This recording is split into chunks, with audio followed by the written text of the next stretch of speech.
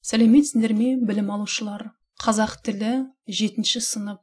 Бүгінгі өтетін тақырыбымыз Ұлы жібек жолы. 5-ші сабақ. Мұғалім Мұхаммадиева Меруерт Багдәулетовна. Сабақтың мақсаты. Балалар, әдеттегідей жаңа сөздермен танысып боламыз. Ребята, сначала познакомимся с новыми словами. Запишем в словарную тетрадь. Тасымалдау, жалғасу, өндіру, жетістік, жетістігі, мүмкіндігі, өркендеу, мәдениеттің өркендеуі, развитие культуры. Осы жаңа сөздерді сөздік дәптерімізге жазып алып, есімізге сақтаймыз. Балалар, суретке назар аударамыз. Ұлы жібек жолы. Ұлы жібек жолының картасына назар аударайық. Суретте нені көріп тұрмыз? Біздің заманымызға дейінгі 2-ші ғасырдың ортасында Европа мен Азияны біріктірген Ұлы жібек жолы пайда болды. Ұлы жібек жолы Қытай мен Европаны байланыстырған сауда жолы. Жолдың бұлай аталуына сауданың негізгі заты Қытайдан шығарылатын жібек мата себеп болды. Жалпы Ұлы жібек жолы туралы толық мәліметтермен алдағы уақытта таныс боламыз. Отырар, Қызылорда, Шымкент, Тараз, көне қалаларды көріп отырмыз суреттен. Оқылым тапсырмасы. 2-ші тапсырма мәтінді оқы.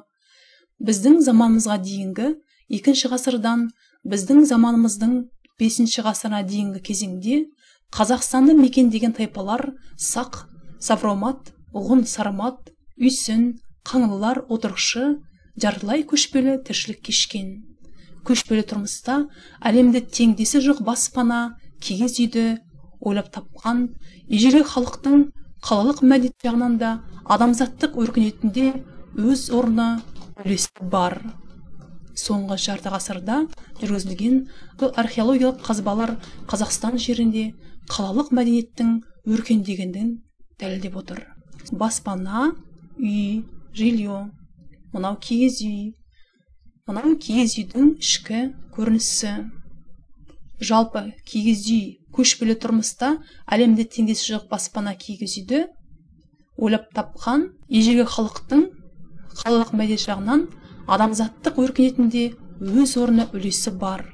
Бұл Қазақстан жерінде қалалық мәдениеттің өркендегенін дәлелдеп отыр. Жақсы балалар, енді тілдік бағдар теңеу. Жалпы теңеу дегеніміз не? Сравнение. Что такое сравнение? Теңеу затты, нәрсенің құбылысты немесе заттың, нәрсенің құбылыстың белгісін, қасиетін, сапасын екінші бір нәрсемен салыстыру арқылы көрсететін көркемдік ұғым. Теңеуді көбінде дай-дей, тай-тей жұрнақтар арқылы жасалады.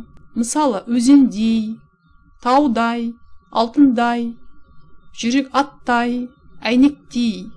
Енді орыс тіліндегі аудармасына назар аударайық. Прочитаем перевод. Теңеу қандай? Дай-дей, тай-тей жұрнақтары арқылы жасалады екен. Образуется с помощью суффиксов дай-дей, тай-тей. Мысалы, жаңа айтып өттік, алтындай, аттай деп. Орыс тіліндегі аудармасымен толығырақ танысып шығамыз. Жақсы. Енді теңеулер. Жаңағы мысалдарда өзендей деген теңеулер кездесті. Өзендей. Как река. Асқар таудай. Асқар таудай. Алтындай. Как золото. Алтындай. Жүйрік аттай. Быстрый, как скакун. Жүйрік ат. Әйнектей жарқырады. Блестит, как стекло. Теңеулерге назар аударамыз. Приведем примеры сравнений из художественной литературы. Мысалдар келтірдік. Өзендей, асқар таудай, алтындай.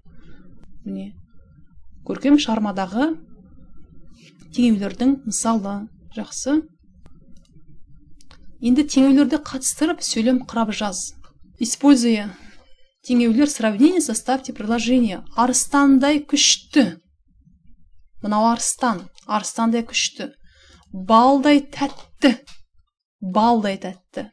Қояндай қорқақ. Теңеулерді қолдана отырып сөйлем құрастырып жазамыз. Составляем предложение. жазылым тапсырмасы 3-ші тапсырма. Берілген сөздерді қатыстырып, ұлы дала мәдениетіне байланысты 5 сөйлем жаз. Составьте предложение. Используя слова мәдениет, тарих, өнер, қала, құрылық, қақпа, илші. Осы сөздерді қатыстыра отырып, ұлы дала мәдениетіне байланысты 5 сөйлем құрастырып жазамыз. Сабағымыз аяқталды. Сау болыңдар балалар. Келесі кездескенше.